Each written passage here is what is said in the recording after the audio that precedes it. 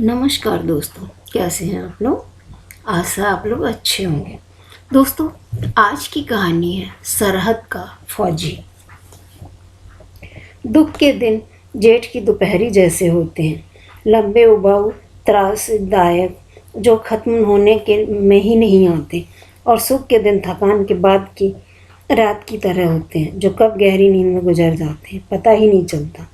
परम की छुट्टियां खत्म होने को आ गई थी और उसका वापस ड्यूटी पर जाने का समय आ गया था। गैस पर चाय का पानी उबल रहा था और वैसे ही उबाल तनु के मन में भावनाओं को उठ रहा था। दिल कुछ बैठा बैठा सा था। सीमा पर नित नए बवाल खड़े हो रहे थे। फौजियों की छुट्टियां रद्द हो चुकी थी। परम भी तो पूरे 7-8 महीने बाद इस घर में वापस आया था, वो भी बस चंद दिनों के लिए। पिछले 8 महीनों में वह लगातार सर्च ऑपरेशन पर ही आतंकवादियों की धरपकड़ में जंगल जंगल और खतरनाक इलाकों में घूमता रहता। महीनों से वह एक दिन भी चैन से नहीं बैठ पाया था। आगे अचानक पता नहीं क्या इमरजेंसी आ जाए, इसलिए उसे कुछ दिन की छुट्टी दी गई थी। फिर पता नहीं कब परम का मन भी अंदर से अजीब सा हो रहा था। तनु को छोड़कर ड्यूटी पर वापस जाना सोचकर उसकी जान पर बन आ रही थी, लेकिन ड्यूटी तो ड्यूटी है, हर हाल में निभानी पड़ेगी। और फिर वो ठहरा पैरा कमांडो, उसके कंधों पर तो अतिरिक्त जिम्मेदारी है। वह तनु को खुश रखने का प्रयत्न कर रहा था ताकि उसके समय मिले ये चंद दिन प्यार और सुकून से कट जाएं, लेकिन वह देख रहा था कि तनु की आंखें बार बार भर आती हैं। वह मुंह दूसरी ओर करके चुपचाप आंसू पोंछ लेती है। परम के सीने से कसक सी उठी। 15 दिन की छुट्टियों में से 10 दिन बीत चुके थे। ड्यूटी पर उसके लिए रात दिन बराबर थे और यहाँ आकर भी उसकी आंखों में नींद नहीं थी। वह रात भर जागकर तनु के सिर पर हाथ फेरता, उसे देखता रहता। पता नहीं यहाँ से वापस जाने के बाद कितने महीनों बाद उसे दोबारा देख भी पाएगा या नहीं, ये भी नहीं पता। और उसके दिल में बुरी तरह से एक होल उठती, आंखें भर आती। कब किस जंगल में सर्च ऑपरेशन के साथ वह आतंकवादियों की गोली का निशाना बनकर अखबारों और न्यूज़ चैनल्स की सुर्खियों में बाकी रह जाए। आंखों से बहते आंसू वह चुपचाप पहुंच लेता। कमांडो है तो क्या हुआ, एक पति भी तो है जो अपनी पत्नी से जान से ज़्यादा प्यार करता है।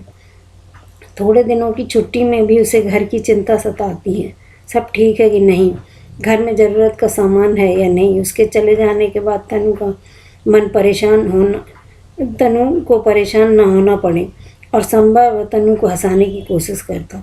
माहौल सामान बनाए रखने का प्रयत्न करता। तनु का भी चेहरा सामान रहता और अपने पति के साथ दिन भर हंसी खुशी रहती, लेकिन दिल अंदर से बुरी तरह धड़क रहा था।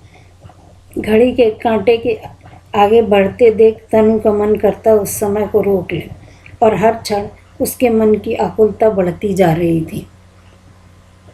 मिलन के क्षण हर पल के साथ कम होते जा रहे थे। जब भी परम के फ़ोन की घंटी बजती, उसके चेहरे पर तनाव घिराता और तनु का दिल आशंका से धड़क जाता। कहीं किसी इमरजेंसी के कारण वापस तो नहीं बुला रहे हैं। पति से मिलने का समय भी साथ ही एक फौजी की पत्नी के मन में आशंका की तलवार भी सिर पर सवार थी। तनु ने घर आकर अखबार मंगवाना भी बंद कर दिया। टीवी पर न्यूज़ भी वह नहीं देखती। क्या फ़ायदा, बुरी खबरें देखकर मन और दुखी हो जाता। जब भी समय मिलता परम फ़ोन पर अपनी आवाज़ सुनाकर उसे आश्वस्त कर देता। एक बार बात हो जाने पर दोबारा बात होने का इंतज़ार में अपना समय काटती रहती। कभी परम बस इतना भर बोल पाता कि तनु मैं ठीक हूँ, तू मेरी चिंता मत करना, काम थोड़ा ज़्यादा है, कल बात करता हूँ। और एक फ़ौजी की पत्नी समझ जाती कि कौन सा काम, अर्थात आज भी कहीं घुसपैठियों की आशंका, आज भी दिन भर और रात भर जंगलों और पुराने घरों में छिपे आतंकवादियों के साथ मुठभेड़, गोलेबारी, बमबारी, और तनु की सांस सूली पर टंग जाती। कान एक व्यग्र प्रतीक्षा में लग जाते कि कब फ़ोन आ जाए। पर हम बस इतना बोलेंगे कि तनु मैं ठीक हूँ। गले से निकलने वाला भी तो क्या, पानी का घूंट भी नीचे नहीं उतर पाता। एक बार 2 दिन तक परम का फ़ोन नहीं आया। तीसरे दिन रात को 2:30 बजे परम को मौका मिला तो उसे फ़ोन करने का उसके ठीक होने की खबर के साथ ही पता चला कि 2 दिन से जंगलों की लकड़ियाँ इकट्ठा करके उन्हें जलाकर एक बर्तन में लोग साथ लाए कुछ नूडल्स उबाल कर खा रहे हैं। परम और उसके 4 साथी कमांडो तनु का भी जी भर आया, गले में कुछ अटक गया। तीसरे दिन शाम को जब पूरा जंगल अच्छे से छान कर सभी दुश्मनों को खत्म करके परम ने यूनिट में आकर खाना खाया, तब तनु ने गले के नीचे रोटी उतारी। अरे आप क्या कर रहे हैं? परम का रसोई घर में कुछ काम करते देख तनु ने पूछा। वह भी नहा धोकर निकली थी। पनीर की सब्जी बना रही हूँ, परम ने जवाब दिया। आप बैठिए ना, मैं बनाती हूँ, तनु ने प्यार से कहा। तुम रोटी बना, आज सब्जी मैं अपने हाथ से बनाकर खिलाता हूँ, परम प्याज टमाटर काटते हुए बोला। तनु ने देखा कितने खुश लग रहे थे। परम रसोई का काम करते हुए हमेशा ग्रेनेड और बंदूक थमाकर रखने की मजबूत हाथ अपनी पत्नी के लिए खाना बना रहे हैं। काश ये खुशियों के सुकून खिलाहटों के पल यहीं थम जाएं और हमेशा बने रहें। क्यों कुछ लोग चैन से रहना नहीं चाहते और अपनी महत्वाकांक्षाओं के आग में बसे हुए घरों को सुहाग करते हैं। परम की छुट्टी के 15 दिन भी बीत गए। आज रात वह वापस जाने वाला था। तनु नहाने गई तो बहते पानी के नीचे देर तक आंसू भी बहाती रही। सीने में अजीब सा दर्द हो रहा था। परम के सामने वह रोककर उसे कमज़ोर नहीं करना चाह रही थी, इसलिए शॉवर के नीचे ही अपने मन का गुबार निकाल रही थी। रात जब परम को बस स्टैंड तक छोड़ने के लिए ड्राइवर ने कार निकाल ली तो तनु ने फिर से अपने आप को संभाला नहीं गया। वह परम के कंधे से लगकर से सब पड़ी। मत जाओ मुझे छोड़कर, पगली तुम हमेशा मुझे हिम्मत बंधाती है। तू ही ऐसे कमज़ोर पड़ जाएगी तो मेरा क्या होगा? परम उसके लिए सिर पर तू ऐसे कमज़ोर पड़ जाएगी तो मेरा क्या होगा? परम उसके सिर पर हाथ फेरता हुआ बोला। मैं कैसे रहूँगी जब आपके बिना आजकल तो एक पल के लिए भी चैन नहीं मिलता। हर पल एक डर लगा रहता है, तनु बिलखते हुए बोली। मेरे लिए रहना क्या आसान होगा? तुम्हारे बिना बस कुछ ही महीनों की तो बात है। सरहद और सीमा के आसपास के इलाकों में शांति हो जाए, फिर मैं तुम्हें भी अपने साथ ले चलूँगा या अपनी पोस्टिंग यहाँ करवाने की कोशिश करूँगा। अपने कमांडो पर भरोसा रखो, तुम्हारा प्यार और साथ, न मेरे साथ विश्वास रखो।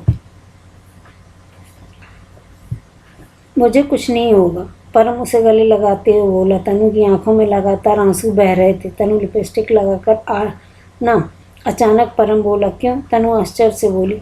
जाना लगा कर आ, परम आग्रह से बोला। तनु जाकर लिपस्टिक लगा कर आई। इस पर उसने अपने होठों के निशान देना। परम ने अपना मोबाइल फ़ोन तनु के चेहरे के सामने कर दिया। तनु ने अपने होंठ मोबाइल के कवर पर रख दिए। उसके लाल होंठ सफ़ेद कवर पर छप गए। अब आगे कुछ महीनों के लिए यही स्मृतियाँ परम का आधार बनी रहेंगी। दोनों ने भगवान को प्रणाम किया। परम ने तनु की मांग में सिंदूर भरा और एक नज़र भर उसे देखा। मन में पीड़ा की एक लकीर कौंधी और भयावह विचार आया, जिसे उसने बलपूर्वक उसी समय झटक दिया।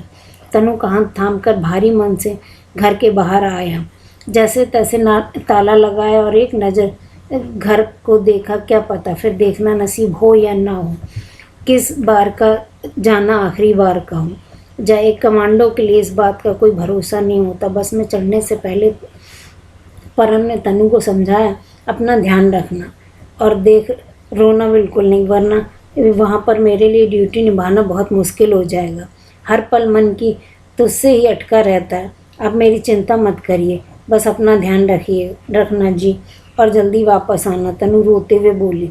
बस निकलने का समय हो गया। परम ने बैग उठाया, एक नज़र तनु को देखा, उसे गले लगाया और पलट कर तेज़ी से बस में चढ़ गया। अगर वो एक पल और तनु के पास खड़ा रहता तो जाना और भी मुश्किल हो जाता। अपना ध्यान रखना तनु, परम ने बस के दरवाजे पर खड़े होकर कहा और हाथ हिलाकर उससे विदा ली। तनु भी उसे विदा करने लगी। बस धीरे धीरे आगे बढ़ने लगी। आंसुओं के पीछे धुंधली हुई परम की बस आखिर में ओझल हो गई। तनु आकर कार में बैठ गई। फिर बुरी तरह सुन्न हो रहा था। फौजी की पत्नी के जीवन में यह क्या सबसे कठिन होता है। ऐसा लगता है जैसे किसी ने दिल शरीर से बाहर निकाल कर निचोड़ दिया। कब घर आया, कब उसने ताला खोला, पता नहीं। ड्राइवर गाड़ी रखकर अपने घर चला गया। नीचे के सारे दरवाजे बंद करके वह ऊपर आ गई। कमरे में पैर रखते ही तनु के दिल में एक हौल उठी। खाली घर, खाली कमरा, खाली पलंग। कटे पेड़ सी वह पलंग पर गिर पड़ी। आंखों में आंसुओं की धाराएं बह रही थीं। सिर घूम रहा था। दिल में अजीब सा दर्द हो रहा था। परम के बिना खाली घर, परम के बिना खाली कमरा, परम के बिना सोना बिस्तर, परम के बिना खाली खाली मन और जीवन। इधर परम की बस सड़क पर आगे बढ़ते हुए जा रही थी। उसके दिल में तनु से दूर होने का एहसास भी बड़ी तेजी से गहराता जा रहा था। हर पल उसका मन कर रहा था कि उतर कर वापस चला जाए। बेचैनी से उसका हाथ दिल पर चला गया। देखा टी-शर्ट पर जेब पर तनु की लिपस्टिक का निशान था। आते हुए जब तनु को गले लगाया था तो शायद तब लग गया होगा। बहुत रोकने पर भी उसकी आंखों से आंसू बह निकले। उसने जल्दी से खिड़की के बाहर देखने के बहाने अपने आंसू पोंछे। मन में एक बार फिर ख्याल आया कि बस रुकवा कर उतर जाए, जाकर अपने घर में अपने पलंग पर सो जाए तनु के साथ। लेकिन पिछले 11-12 सालों की नौकरी में उसने के रिकॉर्ड में एक लाल निशान नहीं था। वह भी नहीं चाहता था कि ऐसा कुछ हो। उसके अंदर के पति और एक फौजी के बीच ज़बरदस्त जंग चल रही थी। एक तरफ पत्नी का प्यार था और दूसरी तरफ देश के प्रति कर्तव्य भावना। इस समय दोनों की भावनाएं पल पल में एक दूसरे पर हावी हो रही थी। दोनों का आवेग उससे संभाला नहीं जा रहा था। उसने अपनी जेब से मोबाइल फ़ोन बाहर निकाला। उसके कवर पर तनु के होंठ छपे थे। परम ने उसे अपने होंठ पर रख दिया। बस शहर के बाहर निकल चुकी थी। उसने सोचा तनु अब घर पहुंच गई होगी। परम ने उसे फ़ोन लगाया।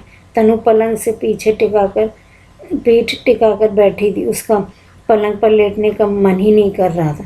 तभी परम का फ़ोन आया। तनु ने फ़ोन उठाकर परम की आवाज़ सुनते ही तनु की रुलाई ज़ोर से फूट पड़ी।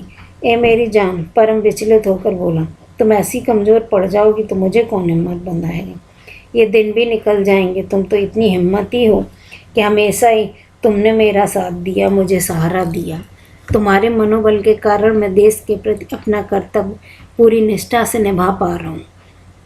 तनु हमेशा और मजबूत और खुश रहकर परम को अपनी चिंता से मुक्त रखती थी। अंदर वह चाहे कितनी भी तनाव में रही हो, लेकिन कभी इस बात का साया या भनक भी परम को नहीं लगने देती कि ताकि उसकी तरफ से वह पूरी तरह निश्चिंत रहे और सिर्फ अपने देश के प्रति अपनी कर्तव्य की निष्ठापूर्वक निभा सके।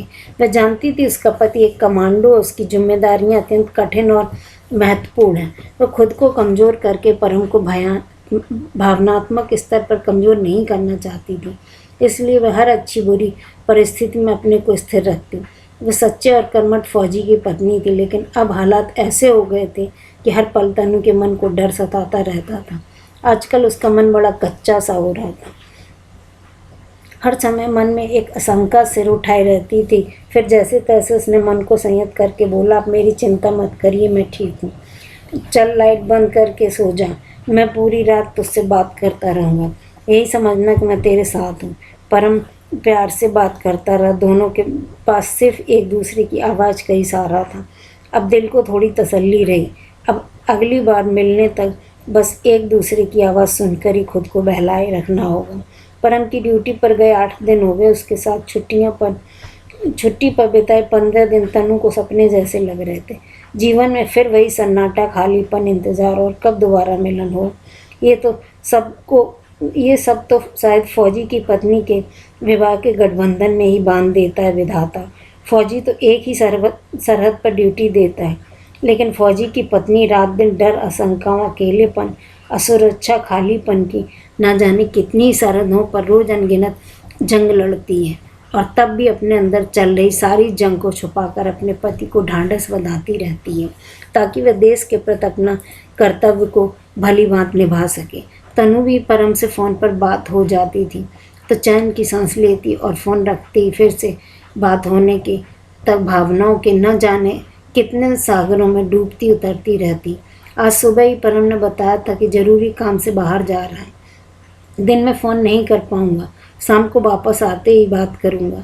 दिन तो जैसे तैसे कट गया, लेकिन 4 बजे के बाद 6:30 बजे तक तनु की सांस अटकी रही।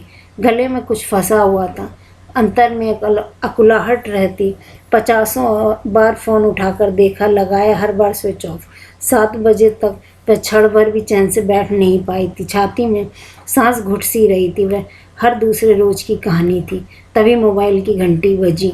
परम का फ़ोन था। उसकी आवाज़ सुनते ही तनु की आंखें छलछला आईं और उसे लगा न जाने कितने दिनों बाद उसे चैन की सांस ली।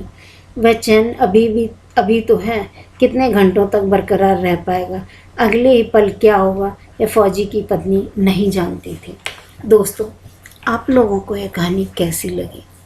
सच तो ये है कि फौजी भाई हम लोगों की सुरक्षा के लिए सरहदों पे ड्यूटी करते हैं और हम लोग सुकून की नींद से सो पाएँ और वो अपनी जिम्मेदारी पूरी करते हैं। दोस्तों, आप लोगों को ये कहानी कैसी लगी? और इस आशा और भरोसे के साथ कि आप लोगों को अगर इस कहानी में कुछ भी अच्छा लगे तो प्लीज़ फौजी भाइयों के लिए एक सैल्यूट और एक थम्स अप बनता है। धन्यवाद।